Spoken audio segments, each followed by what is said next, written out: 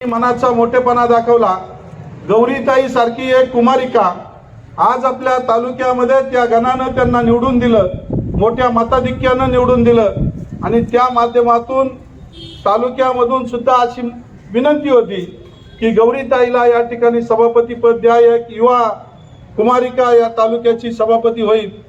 काही गोष्टी या सर्व समन्वयामध्ये चंदनदादांनी मान्य केल्या, सागर भाऊंनी मान्य केल्या आणि त्या ठिकाणी कुरुळीकर ग्रामस्थांनी सुद्धा मान्य केल्या आणि त्यांनी या ठिकाणी ज्योती आपल्या विद्याताईंना या ठिकाणी सभापती होण्यासाठी मार्ग मोकळा करून दिला। त्याचबरोबर आपल्या संजू भाऊंच्या गटातून आणि आमच्याही गटातून, मी त्या गटात आहे, आपल्या चास कडूस या जिल्हा परिषद गटामधून चास गणातून निवडून आलेल्या आपल्या कविताताई राक्षे असतील, त्याचबरोबर आपल्या नाणेकरवाडी गणातून खऱ्या अर्थानं नाणेकरवाडी माळुंगे हा जो जिल्हा परिषद गट आहे, या जिल्हा परिषद गटामध्ये जरी जीवनशेठ पराभूत झाले असले तरी जीवनशेठच्या सहकार्यानं, पक्षाच्या सहकार्यानं आणि आपल्या दीपकचा मित्रपरिवार, त्याच्या नातेवाईक, नाणेकरवाडी ग्रामस्थ असतील, या सहकार्यानं दीपालीताई कांबळे या ठिकाणी निवडून आल्या। रुपालीताई दीपक कांबळे या पंचायत समिती सदस्य म्हणून त्या ठिकाणी निवडून आल्या। त्याचबरोबर आपले दिलीपराव दुबे असतील आणि त्याचबरोबर उपसभापतीमध्ये सुद्धा 2 नावं यायची। काही बगलबच्चे आपली माणसं फोडायला गेली होती, ते म्हटले मंगेशराव तुम्हाला उपसभापती करणार नाही। त्या ठिकाणी आपल्या माऊलीशेठ डेरंगे यांना गटनेते पद पण त्यांनाच देणार आहेत आणि उपसभापती पद पण त्यांनाच देणार आहे। परंतु माऊलीशेठ हे शब्दाचे पक्के आहेत, त्यांच्या घरी आणि गावाला सांगून गेले होते की पक्षाने मला उमेदवारी दिली, तुम्ही मला निवडून दिलं, उद्या पक्षच मला त्या ठिकाणी भविष्यात मोठं करणार आहे, त्यामुळं पक्षाच्या कोणत्याही पदाधिकाऱ्याकडे तुम्ही जाऊ नका, पक्ष जो निर्णय घेईल त्या पाठीमागे मी नक्की ठामपणे आहे। ते गटनेते म्हणून त्या ठिकाणी राहिले आणि आज त्यांच्या नेतृत्वाखाली या ठिकाणी हे सर्व सदस्य या पंचायत समितीमध्ये काम करणार आहे। आणि मग माऊलीशेठ डेरंगे असतील, त्याचबरोबर आपल्या प्रसाद भाऊ घेनन, एक चळवळीतला कार्यकर्ता, खऱ्या अर्थानं प्रसाद भाऊ तुम्ही उपसभापती या 2.5 वर्षात तर होणारच आहे, परंतु पुढच्या 2.5 वर्षात सभापती पद जर तुमच्या येणारच आहे, पण सभापती झाल्याच्या नंतर एक आदर्श सभापती या तालुक्याच्या शेतकऱ्यांसाठी काय करू शकतो ते भविष्य काळात नक्कीच या ठिकाणी प्रसाद भाऊ दाखवून देतील।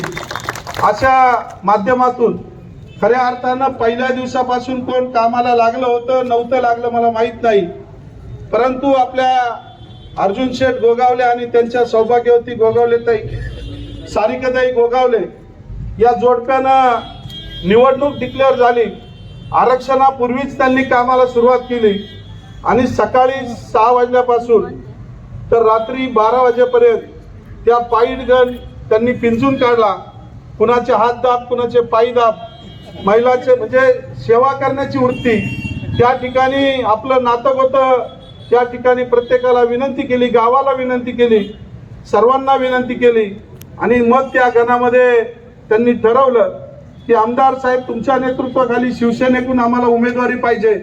एक वाक्यात पक्षाचे तालुका प्रमुखांनी आणि सर्व मंडळींनी सांगितलं की इतरही उमेदवार त्या ठिकाणी इच्छुक होते, परंतु वर जिल्हा परिषदचा उमेदवार त्या ठिकाणी डिक्लेअर नसताना त्यांनी त्या ठिकाणी आपल्या उभं राहायचंय याची उमेद त्यांनी दाखवली।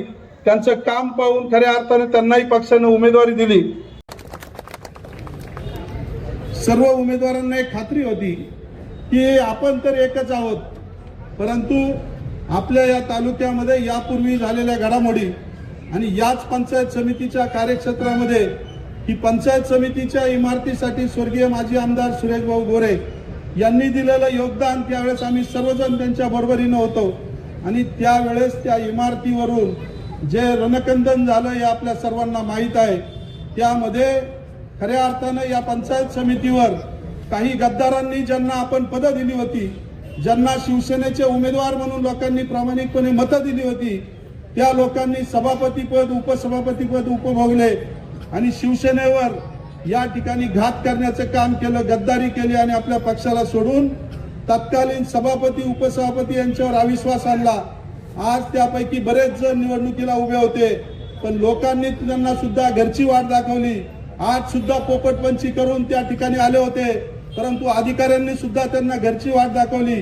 तुम्हाला यापुढे या पंचायत समिती आणि जिल्हा परिषद मध्ये आयुष्यभर पाऊल ठेवता येणार नाही। माऊलींची भूमी आहे। या माऊलींच्या भूमीमध्ये आदरणीय उद्धव बाळासाहेब ठाकरे या पक्षाच्या माणसांना तुम्ही काय, या मतदारांना तुम्ही फसवलंय। तुम्ही किती बोलबच्चन असा, पोपट असा, तुम्हाला या ठिकाणी ही जनता माफ करणार नाही। निवडणूक कालावधीमध्ये सुद्धा त्यांनी अशा वेगवेगळ्या स्वरूपाच्या कृत्या केल्या, वेगवेगळ्या स्वरूपाच्या त्या ठिकाणी मुलाखती दिल्या। त्या मुलाखती आम्ही निवडणुकीनंतर पाहिल्या। नाहीतर बाळा, तू निवडणुकीच्या काळात जर ती मुलाखत ऐकली असती तर तुला निवडणूकच लढून दिली नसती, पाचाभुई थोडी केली असती। इथून पुढे सुद्धा तुला आमचा आदेश आहे। आदेश म्हणण्यापेक्षा तू आमचा नाहीच आहे, परंतु इथून पुढे तुला वॉर्निंग आहे। तू जर लई चमचेगिरी किंवा पोपटपंची करायला लागला तर तुला जशाच तसं उत्तर देण्याचं काम, तुझा नेता किती मोठा असो, तुला पुढे कुठेतरी आता तालुकाध्यक्ष बनायची इच्छा असेल, स्वीकृत म्हणून कुठेतरी तुला यायची इच्छा असेल, तू त्यांच्या घरी पाणी भर, परंतु आमच्या विरोधात आणि आमच्या सर्व लोकांच्या उमेदवार त्यांच्या विरोधात जाण्याची ताकद करू नको। तुझी लायकी काय? लोकांच्या जमिनी खोट्या बळकवायच्या, थोड्याच दिवसामध्ये तुम्हाला तुरुंगात जायला लागेल। खोटे आय कार्ड बनवायचे, खोटे विसार पावत्या करायच्या आणि आपल्याच गावातील लोकांना फसवायचं। ते प्रकरण निवडणूक कालावधीमध्ये आम्ही या ठिकाणी बाहेर काढणार होतो, परंतु लोक म्हणतील की या ठिकाणी संजूभाऊ म्हटलं आपल्याला असं काहीच करायचं नाहीये, आपल्याला जनता आपल्या पाठीमागे आहे, आपण त्यांना त्या निवडणुकीला सामोरं जाऊ।